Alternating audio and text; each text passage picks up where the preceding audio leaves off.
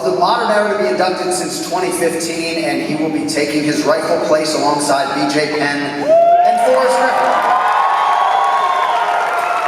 This induction is the culmination of an impossibly long journey. When he turned pro back in 2003, competing in the UFC octagon at all was a remote ambition for a lighter weight fighter. At the time, as many of you know, the UFC didn't have a bantamweight division, nor a featherweight division, nor even a lightweight division.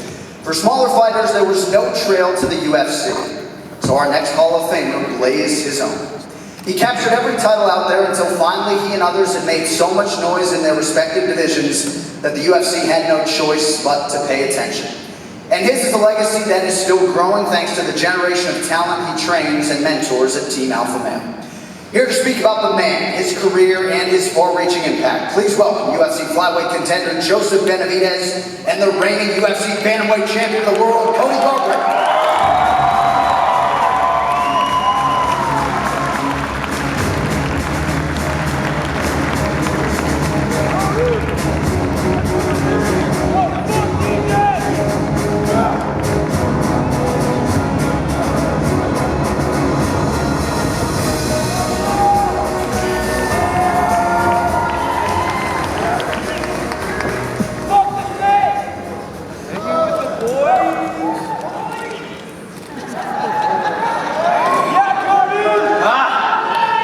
How's everyone feeling tonight? Good to see you guys. Good to see everyone. Thanks for coming out.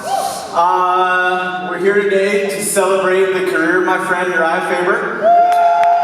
If you don't know Faber, you're about to hear and see why Urijah is going into the UFC Hall of Fame today. He was a great champion, contender, a man who in a lot of ways introduced the lighter weight classes to the masses. He was the WC World Featherweight Champion. During his reign, he was everyone's pound for pound list, and he made enough noise that the UFC noticed. In simpler terms, I like to say he made us short guys cool again. He made us respected, scary, even desirable. You know, like girls started looking at Urijah like Don Fry was looking at Misha Tate earlier. He was the first short dude that all guys could look at and be like, damn, that guy's super cool. I want to be like him. I want to see him fight. But at the same time, they're thinking to themselves, damn, that guy could probably beat me up and steal my girl. He was just the first person to have that effect. You just see him on TV and you're automatically drawn to him. He made people want to be like him. He's grateful for his fans. And the way you see him on TV and events, that's just the way he is. That's the way he's always been. I first met Urijah on a trip in 2006 to Sacramento. I started fighting professionally already, and when I was visiting a friend in Sacramento, I really wanted to train while I was in town, and I knew Urijah was from there, but at the time he didn't have a gym, so nothing was listed, and that was kind of a problem. But I just went into all the other gyms. I was calling people on the phone. Hey, do you know where this Urijah guy trains? He's really good. I want to train with him. And I was kind of getting nowhere. But then I went into another gym actually the night before I had to leave Sacramento. And I started training there. And they told me he started his own gym, Ultimate Fitness, which later became a very special place to me. But I found out the next morning actually I had to leave.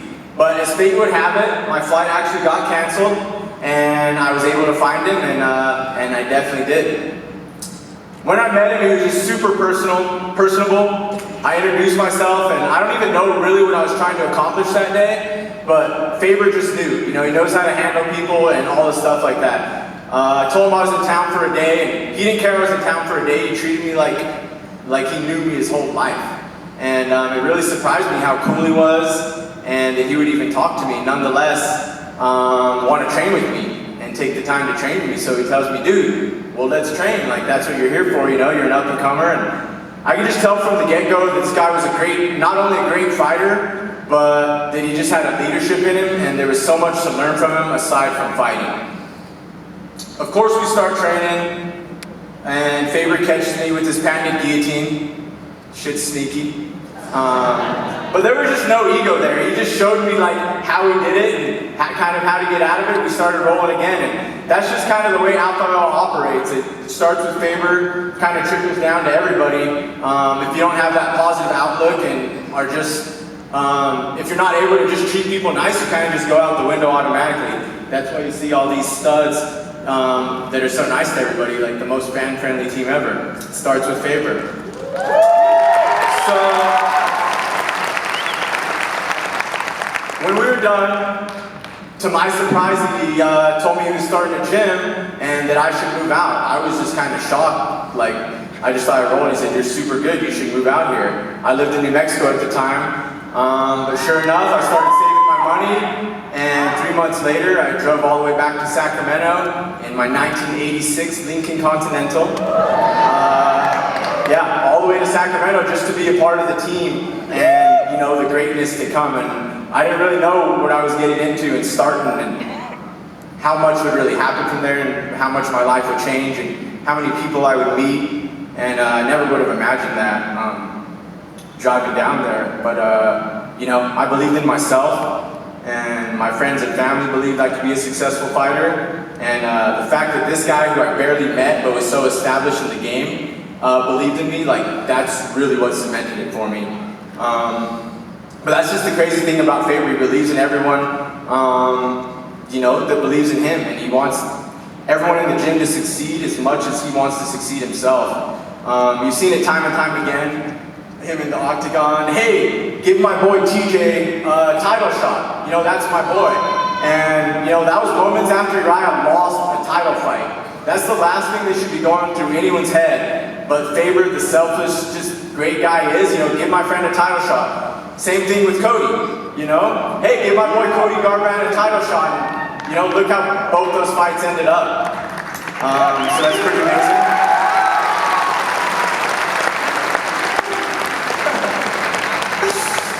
And that's right, he's just so comfortable with himself and who he is and what he's doing.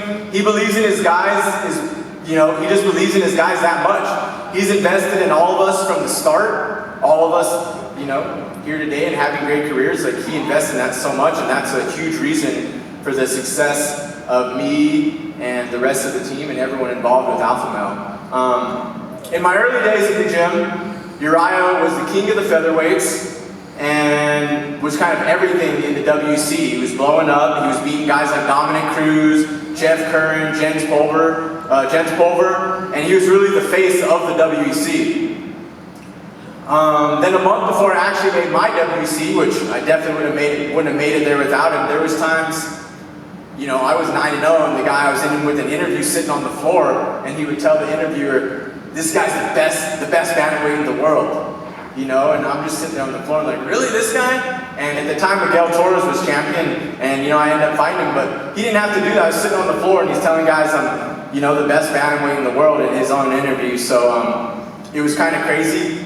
You know, now I'm making my WC debut, and at that time, he actually lost his belt to Mike Brown, and we were all shocked at that. Most fighters would have taken a step back and kind of just concentrated on themselves, getting the belt back, leaving the coaching, the mentoring to other people. But just like that interview, Fader giving me shout-outs and Cody shout-outs and all his teammates, he was in the gym the next day, you know, helping me for my WC debut, and he was just like that through good and bad. He was with us through the ups and downs of our career and the ups and downs in his career. He treated the wins and losses exactly the same, which I think is amazing, something I've taken huge on this journey. Like, it was more about, you know, the journey we were having than it was about the results. The wins and losses were the same. We're gonna do the same thing every day. We're gonna love life and, you know, have each other and have people that support us. And, you know, that was huge. He would go to practice next day, no matter what, no matter he won or lost, and try to help you. It was just that mentality of being optimistic and always moving forward. He told us to have a short memory, and anyone who knows you will tell him that that optimism that Urijah has is honestly extraordinary. Urijah believes without a shadow of a doubt in everything he does, whether he's playing some random game or he's starting a business or whatever. He knows he's going to succeed no matter what, and that's why he's so successful. To me, for instance, if Urijah had a bad day in practice, me, Cody, some of the teammates, we'd go aside and be like, "Damn, dude, Faber's just working too hard. He has so much business ventures going on. He's overtrained. He doesn't look very good, man. What are we gonna do? Comes out of the gym sweating, this little ponytail. He's just like, bro, I feel so freaking good today. And like, we would just all look at each other kind of puzzled, like, dude, like what? Like, we were just puzzled because no one's mind works like that. Like, a regular fighter has a bad day in practice and they ask questions and kind of are just like, what did I do wrong? They'll think about it all day. It'll just wear on you. But that positive attitude and just the way his mind works, it's honestly extraordinary. And I think that's what's excelled him to do so many amazing things without even doubting it for a second. For instance, like if a normal fighter broke both their hands in a fight, like Urijah did against Mike Brown, like some doubt would probably start to set in. But Urijah is just like, looks at his elbow and is like, oh, I'll use these, I guess, and just start throwing elbows with both broken hands. So, you know, like, the best way I can explain it is just doubt doesn't exist to this guy at all. I mean, he still refers to himself as a kid at the age of 38 years old. So, I mean, if that's not a positive attitude, I don't know what is, you know? But you can't help but have that attitude rub off on you. And I learned so much about just being positive and believing in myself and really just how to treat people as well from Faber, which I think everyone at Alpha Male and everyone who's come across from Faber takes that from him. He made his fans feel like they were the only ones in the room. I'm sure if any of you guys have ever met him, you see that Faber charm, like you feel like you're his friend, you know, right when you meet him. And that's just how he felt. He's honored to have fans and never took any of that for granted. He was just so happy to be doing this and grateful the sport had come so far and that he was such a huge part of it. And he always took the opportunity to talk to all his fans, get to know them. And if you've seen, like I said, everyone in Alpha Male, I think it started from that positive attitude. Everyone's so fan friendly, whether you're talking to these guys on Instagram or Twitter, just meet him in the hall. I feel like, you know, you feel like you've known him forever. And, you know, you just met him in the hallway and maybe saw him on TV. So I think that's just exceptional about him. Like the first day I met him, I felt like I'd known him for a year, and that's how he treated me. So, you know, when I think about Faber, I know everyone is going to go back and think about all the great fights he had and what he did in the WC and inside the octagon. But what he gave to the sport, to me, it goes way beyond that. Some of the things I just talked about, just being the fan-friendly fighters and giving you guys such good experiences, and all us fighters as well. I mean, it goes way beyond that. You know, people are going to go into the Hall of Fame for fighting, and Urijah was obviously an amazing fighter, and he took any fight, any time, was a champion and perennial contender his whole career, and that's pretty amazing. His whole career, you know, he went out on top with the win. You know, no one does that nowadays.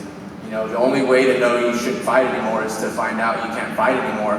Faber goes in off a win, looks as good as he ever does, and, you know, calls it quits, and now he's on the bigger and better things that we were just talking about. It's kind of crazy, because 10 years later, I met him, you know, a decade ago, and he used to just talk to me about how to move forward in fighting, and it's so simple now. You know, 10 years later, he's talking to me about Hollywood, and business, and managing all sorts of other crazy stuff, so it's just crazy how it's come full circle like that. Grateful to have him. So got off subject there. So people are gonna look at that and say he was a great fighter, you know, and that's awesome.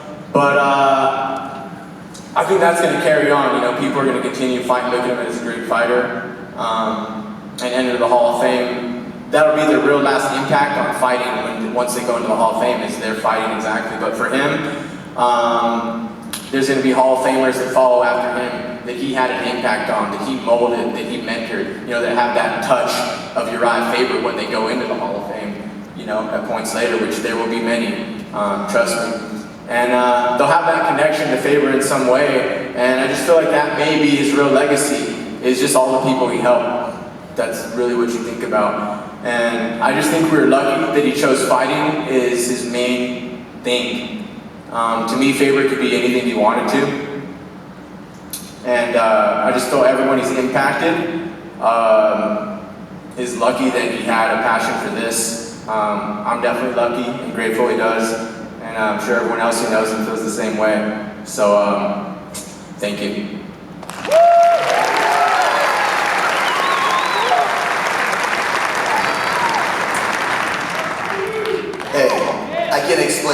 you know, Uriah's legacy better than Joe just did. What I can do is show you.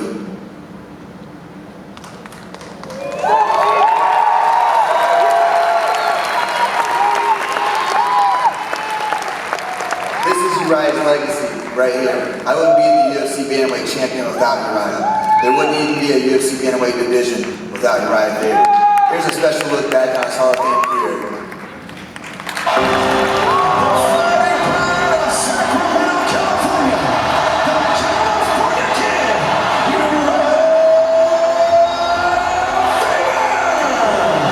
Uriah is the reason why there are low weight classes in the UFC and why they are such a big part of mixed martial arts and combat sports culture. He paved the way. He was the pioneer. Conor McGregor stepped into the featherweight championship and Uriah was the original. The lower weight guys were really an afterthought in MMA. They were kind of out there on the regional circuit. There were the little guys, the little weight classes that just had no shine, and they needed somebody to bring some attention to the lighter weight classes. At that time, Uriah Faber was the guy. There's just an it factor. You can't teach it, you can't force it, you can't make people love you. Uriah Faber just had hits. He made people want to come watch him.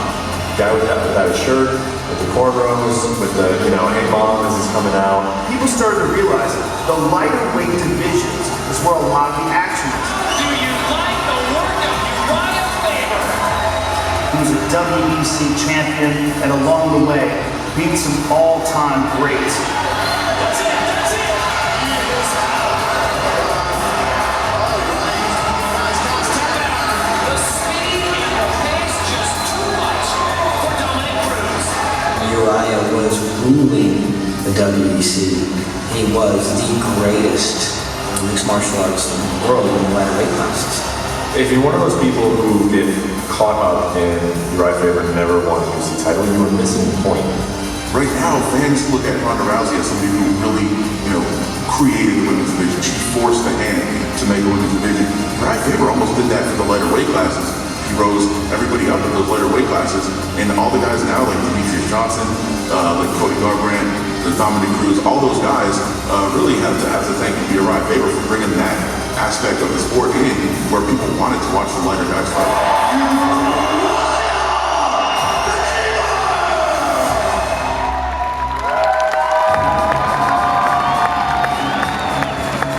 Fighters, fans, Hall of Famers, please welcome my trainer, my mentor, my friend, and now UFC Hall of Famer, the California Kid, Urijah Faber.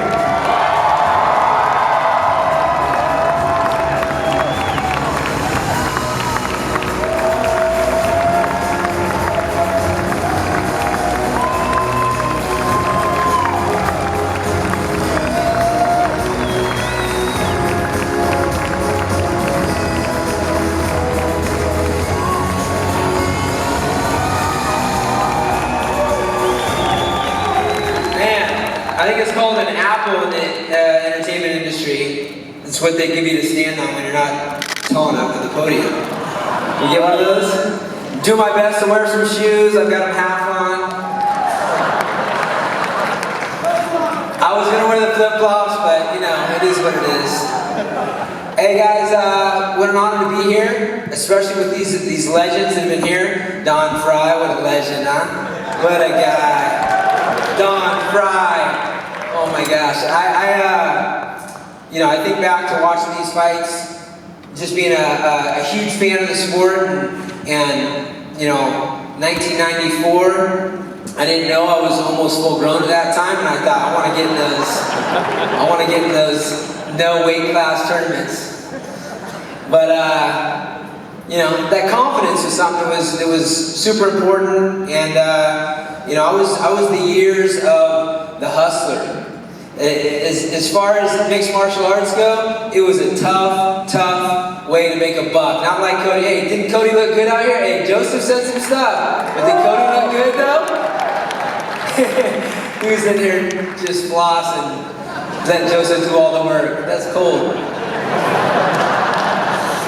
But yeah, guys, I was the heir of the hustler, which means there wasn't a real opportunity for us lighter weight fighters, or for fighters in general. You thought there was because you saw people on TV and things like that, but we had to hustle. So, you know, the first time that I sat ringside at the UFC was in 2006.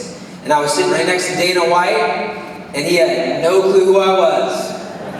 And there's a reason for that. It's because, just true to form, I finagled my way up there. I have my boy named Vinny the Hook, who you know, was the guy you go for anything you needed a hookup for. And he had made some fake credentials, so I bought a 1 ticket and snuck in to the lower level, then I snuck onto the floor, and then I got past the guard with my credential, and then I was giving a little, hey, good to see you, Ariane, what's up? Dana, one of those, sat down next to him, he's like, you having fun, kid? I'm like, yeah, I'm having a great time, man, good to see you. No clue who I was, but he